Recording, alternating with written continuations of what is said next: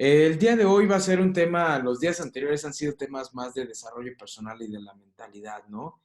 Que para mí creo que es muy importante porque sin eso lo demás no sirve de nada. Si no tienes esas capacidades de tomar acción y de controlar tus emociones y la forma en que piensas, lo demás no te va a ayudar mucho a pesar de que tengas muy buen conocimiento, muy buenos estudios, ¿no?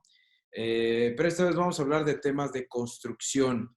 Para aquellos que no saben nada de construcción, este es algo que les va a ayudar muchísimo. Yo toda mi vida me he dedicado a la construcción, desde departamentos, desde obras verticales de más de 9 pisos de altura, hasta desarrollos horizontales, que, bueno, más de 800 casas en las que son prácticamente fraccionamientos, ¿no? Entonces, mucho de esto les voy a hablar desde mi experiencia.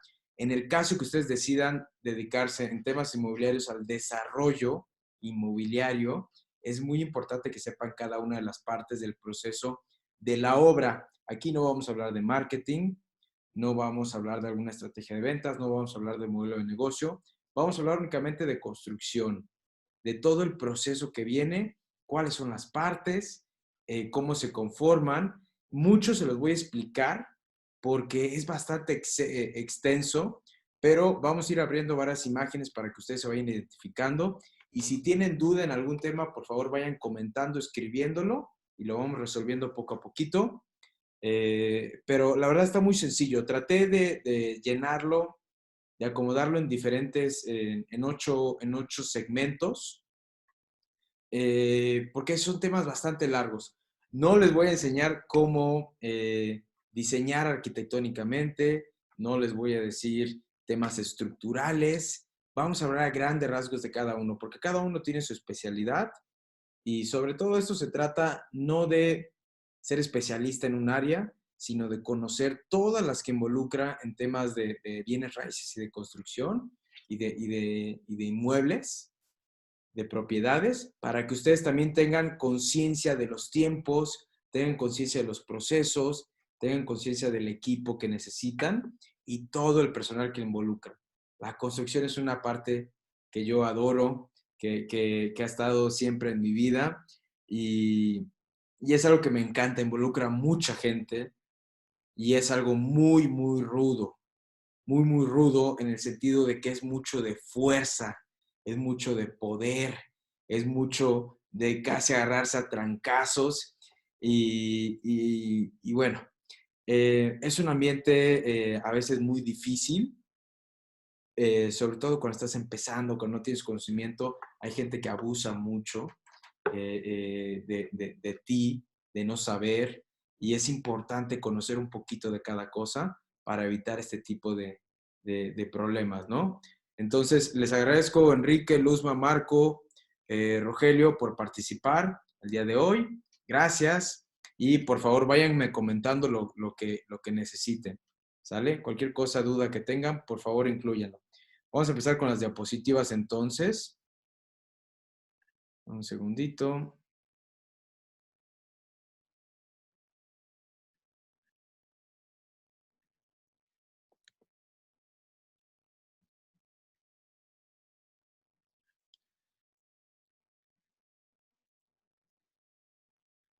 Ok, bueno. Construcción en bienes raíces. Construcción en bienes raíces. ¿Por qué lo digo en bienes raíces? Porque hay diferentes áreas en temas de la construcción. Eh, Bienes raíces involucra exactamente la construcción. Pero vamos a hablar no de remodelaciones, no vamos a hablar de puentes, por ejemplo, que son temas de desarrollo urbano, de conexiones de un lugar a otro. Vamos a hablar prácticamente de temas de casas, de temas de edificios, de vivienda, oficinas también puede ser. No vamos ahorita a tocar temas industriales, temas de bodegas, pero sí les puede saber este tipo de cosas. Pero las cosas que son más comunes son la vivienda y las oficinas. Entonces vamos a hablar sobre todo mucho de vivienda, que es el que tiene más cosas, más instalaciones, por ejemplo. Ahorita vamos a ir con cada una de las cosas, ¿no? Déjenme poner el chat nada más aquí un segundito. Ok, bueno, pues bueno, eh, las partes de la construcción. Este es prácticamente un proceso de cómo ustedes van a trabajar. Está prácticamente ordenado, pero muchas veces en la construcción algunas cosas se van moviendo, se van mezclando y se van intercalando. A veces es necesario hacer muchas cosas al mismo tiempo y es donde entra mucho la coordinación de los residentes, de los supervisores, ingenieros, arquitectos que necesitan mucha coordinación y planeación. Si no se tienen estas cosas, los proyectos se pueden tardar muchísimo más, se puede hacer un desastre, se puede perder mucho dinero si no se tiene buena coordinación. Entonces, esa es la parte importante de los residentes de la obra. Un residente de obra es el que todo el tiempo está en la obra. Por eso se llama residente, porque ahí prácticamente ahí vive, prácticamente ahí está todo el tiempo, ¿no? Eh, y bueno, vamos a empezar con cada uno de estos. Y quiero poner primero el tema de permisos y licencias. No voy a hablar muy a detalle de temas de gestión. Tampoco soy especialista en temas de gestión. Entonces, va a ser un tema de otro webinar.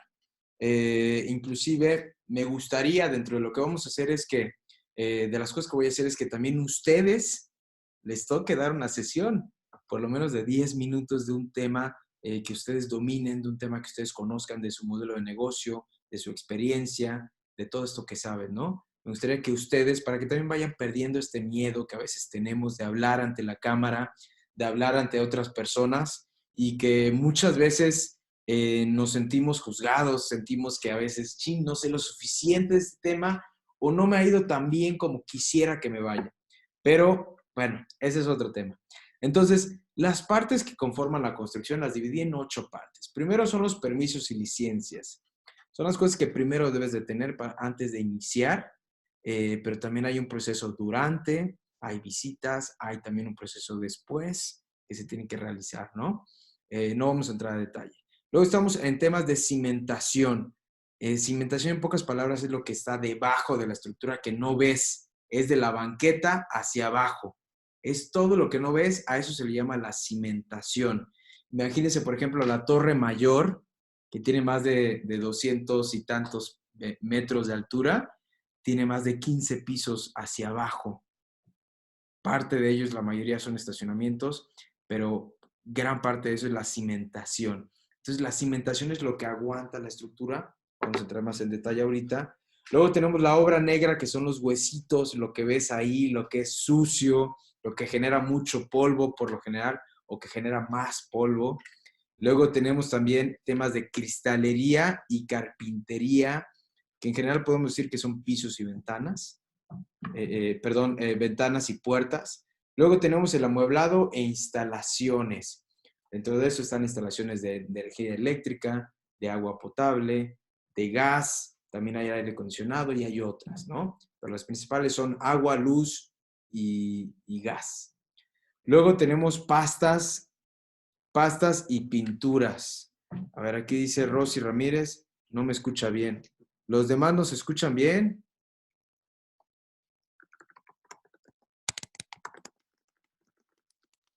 ¿Los demás se escuchan bien?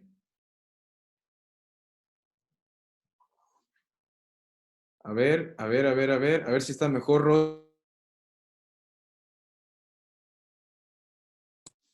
Rosy, por favor, ¿escuchas mejor?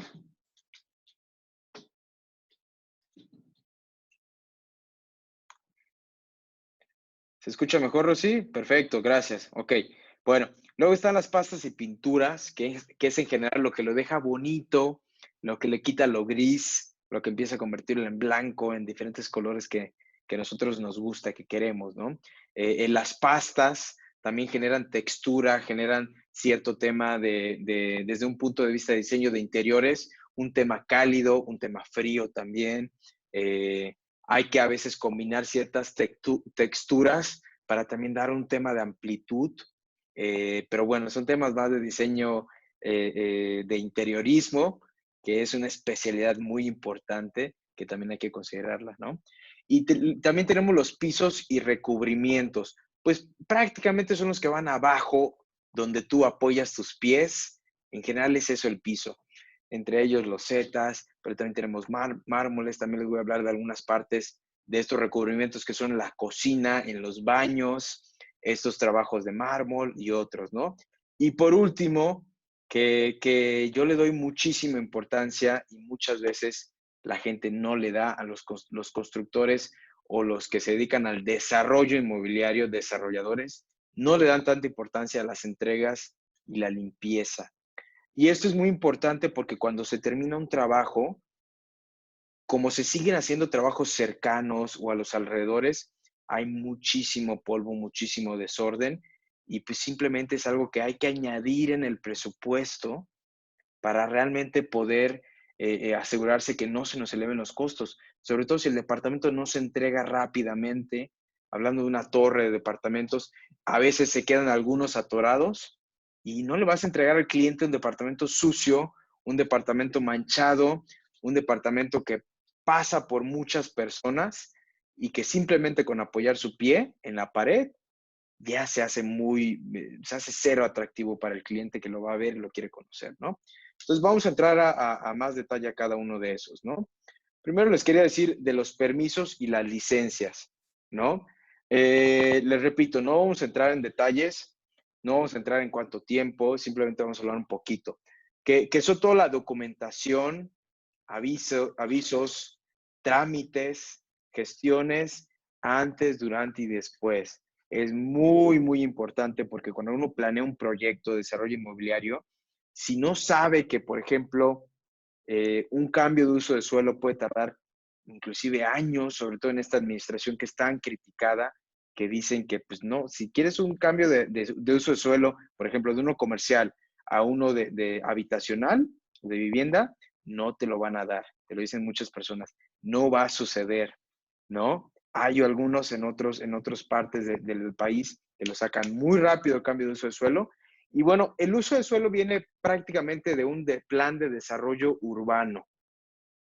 Cuando empieza a diseñarse la ciudad, imagínense que es un pueblo y ahí están ciertas autoridades y empiezan a diseñar la ciudad, dicen, bueno, esta zona va a ser de puros comercios, aquí va a ir un mercado, una plaza comercial, aquí van a ir parques, inclusive estos van a ser para cementerio, que ese es un tema muy, que puede ser un buen modelo de negocio, el tema de los cementerios. He escuchado que cuestan hasta 20,000 pesos por metro cuadrado, es solamente el terreno. Bueno, es un chisme, ¿no? Eh, el plan de desarrollo urbano entonces dice, esta zona va a ser de vivienda y se pueden hacer tantas viviendas por metro cuadrado, es el tema de la densidad, etcétera, etcétera. Esta zona va a ser industrial, únicamente van a ser temas de fábricas y este tipo de cosas. Entonces hay toda una serie de un plan para que la ciudad pueda funcionar. Estas van a ser las avenidas principales, etcétera, etcétera. De ahí viene el plan de desarrollo urbano y de ahí se define el uso de suelo. Entonces, por eso que es tan difícil cambiarlo a veces, porque pues obviamente, yéndonos a un tema muy exagerado tal vez, en el centro de la Ciudad de México no se van a poner a hacer una fábrica de Coca-Cola, por ejemplo, ¿no? O de autos. No la ves, no hay una fábrica de autos. ¿Por qué? Porque este tipo de negocio está en las afueras de la ciudad, está en las partes exteriores, porque tratan de que estorbe lo menos para las principales áreas de convivencia y porque no hay tanto flujo en estas áreas. Pero bueno, estos son prácticamente cosas que tienen que considerar, permisos y licencias. A veces puede salir muy caro, a veces puede salir muy barato. Tiene que ser personas que tengan mucha maña, muchos contactos también, muchas maneras de trabajar, porque desgraciadamente son temas muy burocráticos y es casi de convencer a las personas que les suelten las licencias, que les suelten los permisos, que los atiendan, porque muchas veces es casi, a veces se escucha, yo he escuchado de muchos gestores, yo no soy gestor, pero he escuchado de muchos gestores que pues tienen inclusive que darle una mordida a tal persona para que les pueda soltar los documentos rápidos, porque ya los tienen ahí. Y mucho de lo que se critica también a México, al área gubernamental, es que a pesar de que tú tengas todos los requerimientos, no quiere decir que ya te van a soltar las cosas. A pesar de que tú tengas los documentos llenados en tiempo y forma, no quiere decir que te van a liberar todo. ¿Por qué? Que porque falta una firma, que porque no sé qué, que porque el tiempo, que muchas cosas, ¿no? Y es algo que es un punto es un área de oportunidad, una manera de agilizar eso y de mecanizarlo para que inclusive uno lo pueda hacer por internet, subo mis documentos, el mismo programa me lo autoriza, y ¡pum! Ahí está tu licencia de construcción, ¿no? Son varias cosas que tenemos que ver, ¿no? Vamos a pasar a otro tema, pero bueno, contemplen que permisos y licencias es antes y tiene que estar bien preparado, si no la obra, por eso luego se las clausuran, por eso se las suspenden y nosotros sabemos que el tiempo es dinero y si tenemos inversionistas, ahí se nos puede ir todo nuestro interés o toda nuestra ganancia en únicamente esperar un permiso o resarcir esos temas eh, resarcir esos temas de clausuras y de suspensiones que son muy tristes. Y bueno, esta es la principal razón por la que el año pasado muchas inmobiliarias y desarrolladoras se fueron para abajo. Vámonos con el tema de cimentaciones. Las cimentaciones es el trabajo de obra civil que soporta toda la estructura. Involucra, esos son algunos de los estudios previos o trabajos previos. Involucra estudios de mecánica de suelos.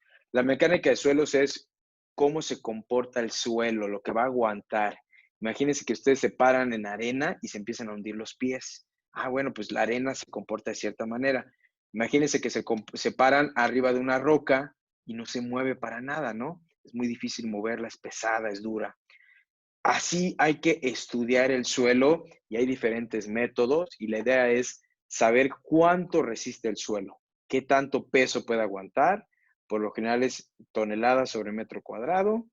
Y son este tipo de cosas que cuando uno elabora un proyecto tiene que saber para buscar cómo encontrar una solución al momento del análisis estructural. Pero también de ahí mucho viene el tema del desarrollo urbano también. Algunas partes dicen, no, pues hay una restricción de 5 pisos o de 4 niveles o como quieran llamarlo. Hay cierta restricción. ¿Por qué? Porque también saben que por el suelo no resiste tanto y puede ser algo peligroso, sobre todo en temas de sísmicos o de fuerzas externas, ¿no? Aquí entra mucho tema dinámico y estático, ¿no? Si me empiezo a poner muy técnico, por favor avísenme, porque a mí son de las cosas que más me apasionan. Justo terminé un proyecto, terminé de entregar un proyecto estructural eh, hace 2 días y mucho fue también tema de mecánica de suelos. Hay un cliente que está preocupado porque su edificio, según la mecánica de suelos, se puede voltear, pero bueno, va a ser tema de otro video, inclusive creo que ya lo tengo allá en internet. Eh, entonces, la mecánica de suelos simplemente dice cómo soporta. Cuando ustedes vayan a hacer un proyecto de desarrollo, eh, vayan a desarrollar, es parte de las cosas, estudios que tienen que saber antes de empezar a construir. Inclusive, parte del diseño arquitectónico, de cómo van a quedar acomodados los espacios, depende del análisis estructural y el análisis estructural depende de la mecánica de suelos. Entonces, son cosas que tenemos que tener claras, son parte de los procesos, ¿no? Entonces, aparte de la mecánica de suelos, después de tener esas características del suelo, de cómo es, cómo va a soportar, luego entra el análisis estructural, que es simplemente estudiar cómo va a ser el ingeniero para que el edificio no se caiga. En pocas palabras es eso, el ingeniero estructurista se asegura que el edificio no se caiga. Inclusive hay un parámetro de fallo por servicio y fallo por ruptura. Fallo por servicio a veces quiere decir que aunque haya una grieta, no quiere decir que se va a caer, pero ya no puedes utilizarlo, ¿no? Y luego hay un fallo por ruptura, que pues, el edificio se va para abajo y es algo muy triste. Es algo que cada vez se van mejorando los reglamentos de construcción y temas de análisis de sismo, cómo se comporta, cada vez son más estrictos. Los estructuristas firman cuando están seguros que el edificio no se va a caer. Cuando no se va a caer. Imagínense la responsabilidad del ingeniero estructurista de que no se va a caer. Ahora, por ejemplo, para que ingresen tal vez en sus números, un costo, un análisis estructural, un diseño estructural, aproximadamente cuesta 100 pesos por metro cuadrado. El edificio tiene 100 metros cuadrados por 100, son 10,000 pesos que les va a cobrar el ingeniero estructurista, ¿no? ¿Por qué? Por hacer todo el diseño, asegurarse que no se caiga, utilizar los materiales indicados, respetar el diseño arquitectónico y simplemente que el edificio viva más de 100 años, ¿no? Y bueno, parte de las cimentaciones están las excavaciones profundas. Cuando las excavaciones profundas, en general sí se que son a partir de 2,5 metros. A partir de 2,5 metros. Dice, ese costo se puede generalizar, Carlos. Pregunta aquí Marco. Marco, por lo general sí se puede generalizar, pero depende también de algunas cosas de algunos proyectos. Algunos estructuristas prefieren ver primero el proyecto arquitectónico y luego darte un precio. ¿Por qué? Porque muchas veces depende del diseño del arquitecto. El arquitecto, muchos ingenieros los critican de que son fumados porque se hicieron un diseño padrísimo y sobre todo porque casi está volando el edificio. Entonces, el ingeniero estructurista, el trabajo es poder resolver esos diseños de manera que se pueda construir y que afecte cero o lo menos posible la arquitectura. Entonces, Marco, sí se puede generalizar, aún así siempre hay que corroborar que sí sea correcto enviando el proyecto al estructurista. Entonces, el estructurista te va a pedir en general el proyecto arquitectónico, a veces te pide la mecánica de suelos, no necesariamente, que entregues ese estudio de mecánica de suelos, eh, y es prácticamente todo lo que necesita. Entonces, el ingeniero estructurista lo revisa. 100 pesos por metro cuadrado es correcto. Aproximadamente. Es un aproximado, puede ser a veces un poquito más barato, pero está en esos alrededores, ¿no? Inclusive hay personas que cobran 50 pesos, pero yo no les confío a estas personas porque terminan modificándote el proyecto arquitectónico y te ponen una columna en medio de la recámara. Imagínense algo como eso. ¿Por qué? Porque no tienen la misma confianza, conocimientos o experiencia para poder resolver esos temas arquitectónicos, ¿no? Eh, pero bueno, eh,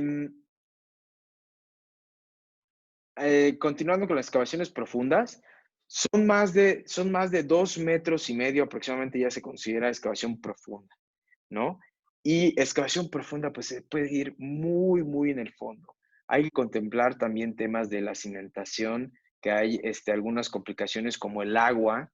Por ejemplo, en el sureste, cerca del Caribe, tú escarbas 50 centímetros o 1 metro y encuentras agua. Entonces es súper complicado construir ahí. Hay muchos métodos de construcción. Pero bueno, y aquí en la Ciudad de México a veces está a 6 metros de profundidad el nivel freático, donde encontramos el agua. A veces está a 10, a veces está a 12, a veces no, a veces hacen un edificio y no encuentran el nivel freático. A veces sí, y tienen que poner bombas para poder sacar el agua, o inclusive puntas inyectoras que lo que hacen es mover el agua y sembrarla en otros lados. Son varios sistemas constructivos. Eh, y mucho excavaciones profundas, pues utilizan maquinaria pesada, maquinaria pesada. Por eso les puse aquí en el fondo, pueden ver algunas fotos, en el fondo, aquí en la esquina de abajo, se ve algunas maquinarias pesadas que tienen que hacer. Muchas de esas luego terminan sacándolas con grúas muy grandes porque están enterradas 30 metros, 50 metros, no sé, para poder excavar y sacar todo ese material, ¿no? Vamos con otra que es la obra negra, porque ya es bastante tarde, me estoy tardando mucho, pero es que estos temas a mí me apasionan. Eh, la obra negra se refiere a los huesos de la estructura. Son en general las columnas, las traves. Las traves, si no saben cuáles son las traves, son los elementos horizontales que transfieren las cargas de la losa del entrepiso hacia las columnas, ¿no? Ahorita les voy a mostrar unas fotos. Los muros de tabique también, o de block, o de otro tipo de materiales, muros divisorios o también muros de carga. Hay diferentes sistemas constructivos para la obra negra. Albañilerías me refiero a todo lo que son castillos, cadenas, aplanados, también vienen escaleras y vienen otras cosas. La parte de la obra negra es esta parte en la que más ven los albañiles, carpinteros, fierreros. Son esta parte que puede ser la más sucia, ¿no? Entre comillas. ¿Por qué? Porque es muy polvosa. En general hay mucho polvo y puede ser algo muy, muy estorboso, muy contaminante. Entra mucha limpieza gruesa. Entonces, voy a abrir aquí también. Miren, lo siento mucho. Les iba a mostrar aquí temas de cimentación. Esta es la parte de abajo de la cimentación. Aquí se alcanza a ver toda la parte de abajo, todo lo que no alcanzas a ver. Estas son zapatas, así se llaman zapatas. Aquí tenemos otra parte de la cimentación. Entonces, si se fijan aquí, es conforme van cubriendo, van prácticamente debajo del piso, ¿no? Todo esto son cimentaciones, todo esto son cimentaciones y entre comillas, las cimentaciones transfieren todo el peso del edificio, todas las fuerzas hacia el suelo. Es el último proceso, ¿no? Acá hay una foto que se ve muy bien. La cimentación, ven la casita, ven el edificio y esta parte roja es la cimentación. ¿Sale? Vamos a aprovechar aquí para poner obra negra. La obra negra, pues como vemos, son muchos muros, muchas partes de la columna. Aquí les quiero abrir, por ejemplo, esta imagen. Aquí pueden ver la parte que se ve horizontal, esa es una trave. Lo que ven horizontal es trave, lo que ven vertical son columnas. Todas estas imágenes que ven aquí son partes de la obra negra. Aquí hay muros de tabique recocido, también hay bloc hueco y diferentes sistemas constructivos, ¿no? Pero bueno, esta es la parte de la obra negra. Y pues simplemente es un proceso muy importante donde también involucran instalaciones, porque lo que no queremos es estar destruyendo. Las instalaciones tienen que ir a la par de, a la par, perdón, ok. Bueno, espero que se hayan podido ver, dice, ok. Ok, ¿sí pudieron ver las imágenes de Google? ¿Sí las vieron las que estuve compartiendo? Perfecto. Gracias, Enrique. Bueno, y les decía que va muy relacionado el tema de instalaciones, porque las instalaciones en esta parte de la obra negra son ducterías. Son ducterías. Entonces, las ducterías pues simplemente son para poder luego pasar. En esta foto pueden ver la parte de las ducterías en pisos. Acá hay unas instalaciones que... acá hay una parte de instalaciones hidráulicas que van allí ocultas, coladas dentro. Entonces, hay que tener toda esta parte. Aquí se ven muy bien las instalaciones. Son instalaciones sanitarias. Aquí vienen todas las aguas negras. Y bueno, aquí se puede ver antes de colar, siempre ven tuberías y cosas salidas. Bueno, son cosas muy importantes. Esas son mangueras eléctricas. Son cosas muy importantes que tienen que estar antes para evitar estar rompiendo y destrozando y hacer una locura, ¿no? Todo esto va previsto antes en un diseño arquitectónico, en un diseño de instalaciones y es independiente del diseño estructural, ¿no? Esta es la parte de la obra negra. Luego vámonos con... vámonos otra vez para aquí, la presentación, ok. La parte de cristalería y carpintería. Son todos los trabajos que involucran ventanas, puertas, closets, cocinas también, armarios, canceles de baño, espejos, cristales, deck, pisos de ingeniería también puse aquí. Los pisos de ingeniería pues son pisos de madera más resistente. Estos por lo general los ven en un nivel de construcción alto, ni siquiera en el medio alto, sino están en el alto, alto bajo, alto medio, alto alto, son estos Residencial Plus, son los pisos de ingeniería. No son los pisos laminados, son pisos gruesos que tienen más de 6 milímetros de espesor y que son tratados de una manera diferente. Son más durables, son más costosos. Y bueno, la cristalería, pues es toda la parte de ventanas. Es muy importante tenerlo en cuenta, ya que está la obra negra, ya que hicieron la parte de los aplanados o revocado o repellado, empieza, bueno, también el yeso, ¿no? Les comenté el yeso, que es algo muy usado acá en el centro, en la zona metropolitana, el yeso. Eh, es algo que va previo a las ventanas y las puertas. ¿Por qué? Porque les dan ese acabado final de las medidas. Ya que están terminadas las medidas de todos estos huecos o vanos de las puertas y ventanas, entran estos carpinteros y estos alumineros o cristaleros a colocarlas, ¿no? Y pues simplemente esto se hace después de antes de poner acabados interiores. ¿Por qué? Porque por lo general, si entra el agua, va a dañar todos los acabados interiores, que es la pintura, la pasta, pisos de madera adentro y otras cosas, ¿no? Primero tenemos que cerrar los exteriores, luego la parte interior, y es esta parte de cristalería y carpintería, ¿no? Eh,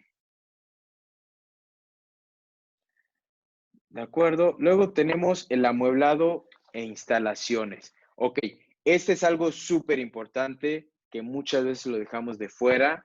Una construcción no solo se trata de obra negra y de columnas y de muros y de pintura, sino la parte de amueblados e instalaciones. Yo aquí les puse una foto de un baño. Ok, las instalaciones son en general todos los temas de electricidad, agua potable y drenaje y gas. Son esas tres principales, ¿no? Electricidad, agua potable y gas. Entonces, estas instalaciones son previas, hay que estarlas probando inclusive. Hay algunas pruebas eléctricas para soportar cierta carga, existen aparatos para probar. Hay pruebas hidroestáticas, quiere decir que tienen que mantener la presión, la tubería, para evitar, para saber que, asegurarse que no haya filtraciones, que luego después no vean una mancha grandota que se va haciendo en un muro, en un baño. ¿Por qué? Porque hubo una fuga, hubo una mala conexión hecha, o alguien lo picó o lo rompió el tubo. Entonces, pues hay una fuga horrible. Se hacen pruebas, son parte del proceso, donde se cargan a cierta presión. Por lo general son alrededor de 10 kilogramos por centímetro cuadrado. Hay algunos relojitos, más bien manómetros, que te sirven para medir esa presión. Es parte del trabajo de los ingenieros y residentes asegurarse que no haya fugas, pero es muy importante que lo tengan contemplado antes de hacer los trabajos de obra negra, porque una vez que detectan fugas cuando ya se hicieron los trabajos, empiezan a romper muros y pisos y es un desastre. Y los amueblados pues son en general toda esta parte de las tinas, WC, los lavabos, regaderas también, accesorios. Los accesorios son para poder colgar tu toallita, para poder poner tu jabón y tu cepillo de dientes. Esos son accesorios. Eh, También tenemos los contactos, apagadores, lámparas, focos. ¿Qué más? En el tema de instalación de gas está la parte de la cocina, la parte del calentador, hay calentadores solares, hay de paso, hay eléctricos, hay muchas recomendaciones que se pueden hacer. Dentro de esto hay que tener muy importante que hay que considerar ya ecotecnologías. Las ecotecnologías se le llaman a todos estos tipos de eh, pues tecnologías en las que se busca ahorrar el consumo de cierta cosa. Por ejemplo, en los lavabos, en el monomando, de donde sale el agua, te lava las manos, hay ciertos filtros que lo que hacen es evitar que salga demasiada agua. Muchas veces no necesitamos tanta agua para lavarnos las manos, inclusive puede ser un chorro muy fino. Esa es una ecotecnología. ¿Por qué? Porque reduce el gasto de agua, por ejemplo. Lo mismo hay en temas de gas, lo mismo en temas de electricidad, para poder regular que no haya subidas y bajas, hay ciertos aparatos. Y dentro de las cosas que te piden es que tú incluyas ecotecnologías. Por ejemplo, en viviendas de interés social te piden que pongas calentadores solares. Ya son básicos, tienes que tener calentadores solares que te ahorran muchísima energía, muchísimo gas. Puede ser una inversión algo fuerte al principio, pero son muy convenientes. Calentadores solares, ¿no? Muy pronto estoy seguro que van a venir ya los paneles solares para la energía eléctrica. Muy pronto ya va a ser por ley que nos van a exigir y eso me da mucho gusto. Luego tenemos pastas y pinturas. ¿Alguien tiene alguna pregunta aquí al respecto? Por favor, díganme. Por favor, vayan preguntándome. Espero les esté gustando este tema. A mí me apasiona mucho. Perfecto, Marco, gracias. Las pastas y recubrimientos, ¿no? Son los recubrimientos que dan color, textura y ambiente a los espacios. Van en los muros, plafones y fachadas. Aquí les voy a buscar unas fotos porque creo que es algo importante diferenciar. Les voy a poner aquí una pasta texturizada. Hay diferentes marcas que, bueno, esta es una muy buena. Si ustedes se fijan, cuando entran a una vivienda y ven cierta textura en el muro, le da cierta vida, le da cierto calidez, tienen muchos beneficios las pastas texturizadas. Acá hay diferentes texturas y simplemente es la forma. Son alrededor de 2 milímetros de espesor, tal vez 3 milímetros ya es mucho, es grueso. Inclusive pueden darle esta forma como de tabique, como de muro de bloc. Hay una que a mí me gusta mucho que es la garaboleada. La garaboleada es algo como esta moradita, como que simplemente son vueltas. Esta es una muy común que a mí me gusta, el tema garaboleado. Y se aplica con una cuña, con una espátula, aquí como se ve la chica, aplicándola, y le da una categoría diferente, ¿no? Ya no es nada más un aplanado liso y una pintura, a veces eso le da cierto, baja el valor, pero cuando tiene una pasta texturizada le aumenta y además son baratas, realmente el metro cuadrado de la pasta texturizada me parece que está alrededor de 120 pesos con material y mano de obra. Material y mano de obra, 120 pesos tal vez, ¿no? Una pintura puede estar alrededor de 80 pesos, 90 pesos, es más barata. Esta es otra foto muy buena para revisar las texturas. Y bueno, la pintura también es importante saberla. Eh, Aquí les voy a poner tipos, a ver si nos aparecen tipos. No, no importa. Bueno, la pintura, quiero decirles que hay diferentes pinturas. Hay pinturas para exteriores, hay pinturas para interiores. Ya no es nada más pintura de agua y aceite. Hay diferentes pinturas que son vinílicas, acrílicas, que tienen ciertas combinaciones para resistir la humedad, por ejemplo, en los baños. Es una pintura especial que lo que hace es que toda la humedad, todo el vapor, no lo absorba, sino lo retenga y no pase de ahí, que no se armen esas burbujas, que no se caiga la pintura. Hay, por ejemplo, la Comex es muy famosa en esto, pero hay otras muchas marcas. Y bueno, hay una combinación ahí de pinturas. Cuando necesiten la historia, con mucho gusto se las doy, de datos más específicos. Hay pinturas de fachada, que la fachada pues te resiste la intemperie, el sol, el calor, el frío, la lluvia, este tipo de cambios de exteriores. Y pinturas de interiores también que son un poquito menos resistentes. ¿Por qué? Porque es un ambiente un poquito más controlado, ¿no? Hay que saber identificarlas y bueno, pues son las que lo van cubriendo. Vamos a pasar a otro tema. Porque, uy, ya es algo tarde, vamos a acabar.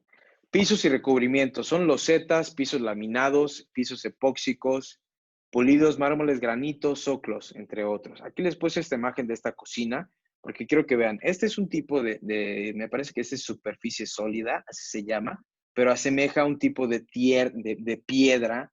Los mármoles son muy bonitos para darles esos acabados a las cocinas, porque son muy durables, porque no se rayan tan fácil como otras superficies como la madera y otros acabados. También resisten mucho el agua. Entonces son buenos para la parte de cocina, de lavabos también. Si ustedes han ido a hoteles lujosos o algunas casas lujosas, ven que ponen siempre en los baños acabados de mármoles y granitos. Mármoles y granitos pues, son piedras naturales. Así son. Hay colores preciosos. Les voy a abrir una imagen rapidísimo porque los mármoles y los granitos son algo muy, muy bonito, sobre todo los mármoles. Eh, Hay diferentes tipos, cada cantera tiene su diferente nombre. La cantera pues es de donde lo sacan. Hay blancos que le llaman blanco tazos, luego le llaman blanco nieve, diferentes. Pero bueno, observen todo este tipo de cosas. Un mármol que pueden ver que me encanta a mí es el mármol que está pues en la Catedral Central, en la Catedral, en el Zócalo. Es un mármol precioso, verde, como jade. Entonces, lo bonito de los mármoles es que a pesar de que se rayen y se lastimen, uno prácticamente le da una pulida, una desbastada, una brillada y queda otra vez precioso. Esa es la bondad de los mármoles. Aparte de eso, tenemos también los losetas, que son recubrimientos más baratos. La más barata puede costar 100 pesos por metro cuadrado, alrededor de 180 pesos por metro cuadrado, ya con material y mano de obra, la más barata, ¿no? Hay porcelanatos, que son pisos más estructurados, hay pisos laminados, que son más delgaditos, son una combinación de maderas y otros polímeros, pisos epóxicos, que estos se endurecen, se usa mucho en fábricas, también en acabados industriales, y bueno, entre otros. Y por último, les quiero hablar de la entrega y limpieza, que les comentaba al principio, ¿no? Las entregas y limpiezas son bien importantes.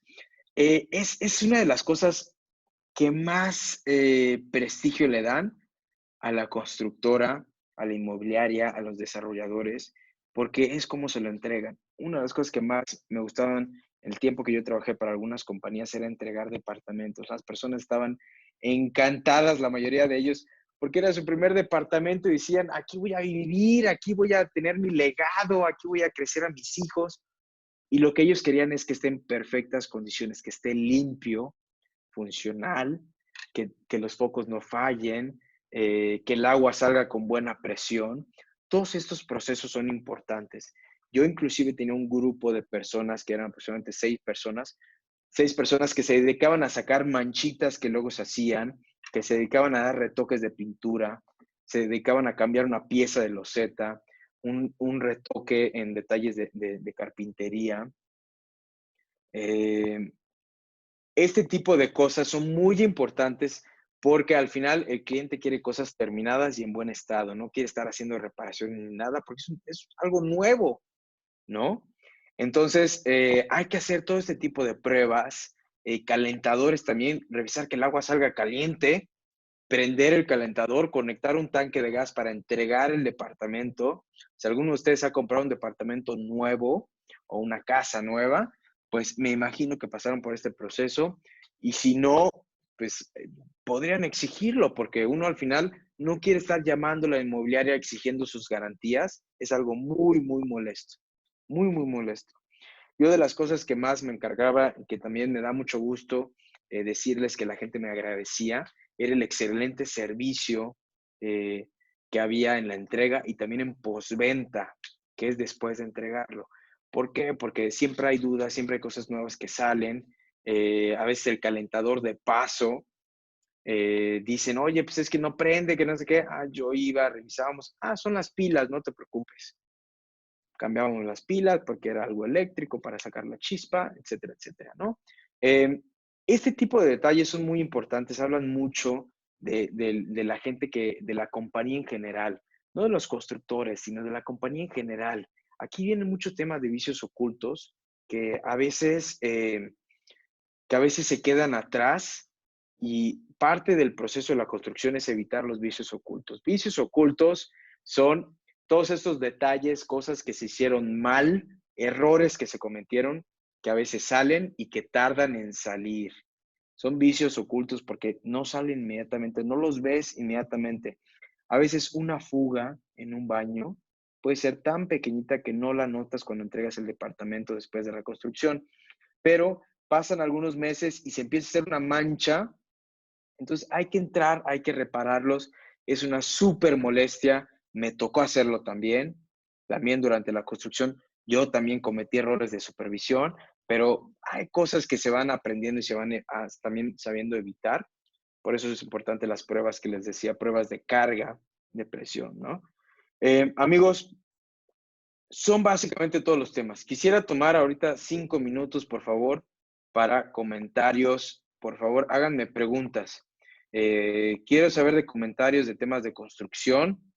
Yo aquí les quiero decir, recuerda siempre que si crees que es posible o imposible, tuve una falta de ortografía aquí. Si crees que es posible o imposible, tienes toda la razón. Si crees que no se puede, no se va a poder. Si crees que se puede, vas a encontrar la solución, vas a encontrar la forma. Por favor, amigos, pregúntenme si tienen alguna duda, alguna de estas partes. Voy a regresar a la primera de las primeras, donde se ven los temas en generales. Temas de permisos y licencias, por favor, no me pregunten.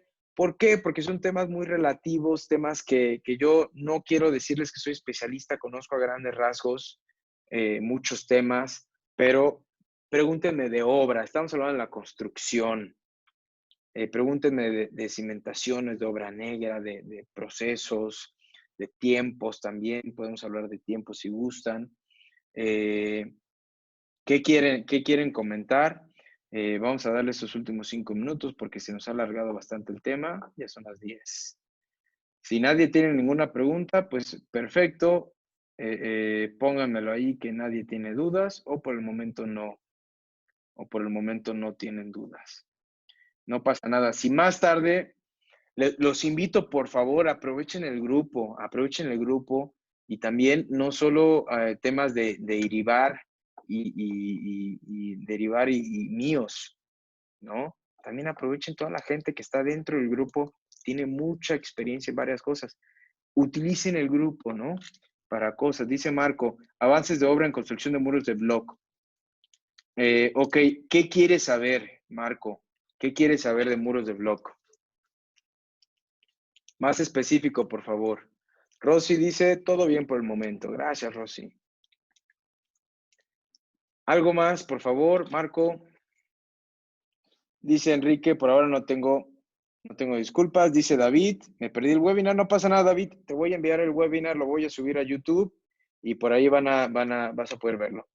Tiempos de construcción por metro cuadrado. Excelente, me encanta esta pregunta, Marco. ¿Es parte de un análisis de precios unitarios?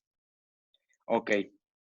Promedios. En temas de blog, yo te diría que es un tema de 12 metros cuadrados por jornal. Y el jornal, 12 metros cuadrados, de 12 hasta 15 metros cuadrados. Lo voy a escribir aquí. Metros cuadrados por jornal, por pareja. La pareja quiere decir que es un oficial y un ayudante. Un oficial, albañil y un ayudante de 2 a 15 metros cuadrados por jornal. El jornal, pues es un horario prácticamente de 10 horas, no son 8 horas porque es el tiempo de la construcción, que es de 8 a 6 de la tarde con su hora de comida. De 12 a 15 metros cuadrados es bastante bien. Hay gente, yo te recomiendo, contrates por destajo, tú que eres constructor, por destajo, te pueden sacar hasta 20 metros cuadrados. Ok, la diferencia entre un maestro, un oficial y el ayudante. Ok, son 3. El maestro, vamos a hablar del ayudante. El ayudante es el que tiene menos conocimientos, menos experiencia y menos habilidades. Y lo que hace el ayudante es mover cosas en general, moverlas de un lado a otro. Por ejemplo, mover el block, dejárselo a lo mejor de donde lo descarga el camión a donde lo van a colocar, donde está trabajando el oficial. También hace la mezcla, que es combina los materiales, que igual en general es mover. Entonces, el ayudante lo puedes llamar como mover, es el que tiene menos capacitación y menos habilidades. El oficial es el que ya tiene ciertas habilidades, que es el que ves con la cuchara en la mano. ¿Por qué? Porque sabe cómo plomear un muro, sabe cómo alinearlo, sabe cuánto de material necesita, sabe cuánto tiempo va a trabajar, qué necesita en el área, cuánto va a avanzar. Y el maestro es una persona ya experimentada, ya se graduó de la chamba de la parte de oficial. El maestro es alguien ya que conoce diferentes cosas también, no solamente es albañil, por ejemplo, y pega block, también es fierrero, que es el que trabaja con todos estos pues, partes de la construcción, el alambre, la varilla, etcétera. También sabe de temas de carpintería para armar la cimbra, los castillos. El maestro es el que controla a un grupo de oficiales. En general, así lo puedes decir. Él los controlan y dirigen a un grupo de oficiales, que puede ser 5, 10. Por lo general se considera en precios unitarios 10 personas por maestro. Y es todo, ¿no? ¿Alguna preguntota más para que ya nos vayamos, por favor? ¿Tienes algún tipo de examen o preguntas para seleccionar? No, la verdad es que yo te quiero, yo dejé de hacer eso hace mucho tiempo. ¿Por qué? Porque hay muchos maestros que saben responder ciertas preguntas y al final en el campo demuestran otra cosa. Hay gente que no se sabe expresar cuando tú les preguntas, oye, pero ¿cuántos bultos necesitas para hacer un metro cúbico de concreto? ¿Cuántos botes de arena? ¿Cuántos de grava? Es algo complicado. Yo te diría, busca, trata de no controlar tanta gente tú directamente.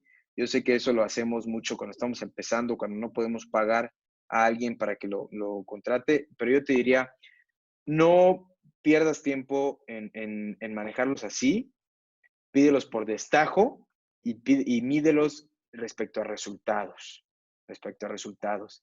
De nada sirve preguntarles si saben hacer una u otra cosa, porque la mayoría te van a decir que sí. Muchos oficiales realmente terminan siendo ayudantes que aprendieron cómo agarrar un martillo, aprendieron cómo agarrar una cuchara, pero no sacan el rendimiento que te puse ahí. Entonces, yo te diría, no les preguntes, no les hagas un examen, sino que te lo demuestren en campo. Si te cumplen con el tiempo, forma y calidad, sigue trabajando con ellos. Si no, despídelos inmediatamente. No te tientes y no pienses que van a mejorar, porque en temas de construcción, como en la mayoría de las cosas, es cuestión de tiempo y de calidad. No pierdas tiempo ni dinero. Si ya viste que no te entrega calidad, no les des tregua. Y no te sientas mal tampoco. La gente tiene que aprender a hacer las cosas bien y a no mentir en las cosas que puede o no. Eh, bueno, Marco, yo creo que en otra, ¿cuál sería un punto para valorar el primer día? La verdad, yo te diría que, esta es una pregunta algo relativa. Desde el primer día yo te diría que midiera su desempeño, qué hicieron el primer día. Y yo te diría, no les des un día, dales 2, 3 días para ver qué están haciendo. 2, 3 días, no aceptes excusas, no aceptes ninguna excusa. Muchos dicen, es que no traje esta herramienta. Desde ese momento que no traen herramienta, esa es una muy buena. ¿Qué tipo de herramienta cargan? Para eso también tienes que saber tú, Marco, qué tipo de herramienta necesita un fierrero, por ejemplo, que es el que dobla las varillas y todo, qué tipo de herramienta carga. Así también lo pueden ver. Los carpinteros tienen muchísima herramienta, desde serrotes, martillos, escuadras, hilos, muchas cosas. Ese puede ser un buen tema de examen, que llegue con herramienta y que no te pida herramienta. Los ayudantes no necesitan nada de herramienta y no tienen nada de herramienta por lo general. Exactamente. Los ayudantes, a veces muchos ayudantes buenos, eso se lo puedes tomar, tienen maceta y cincel, que es para demoler, para romper.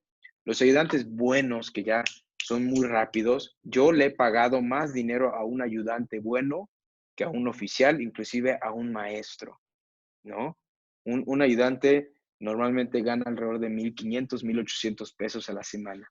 Yo he pagado más de 3,500 pesos a un ayudante porque me ha rendido y ha hecho las cosas de manera excelente.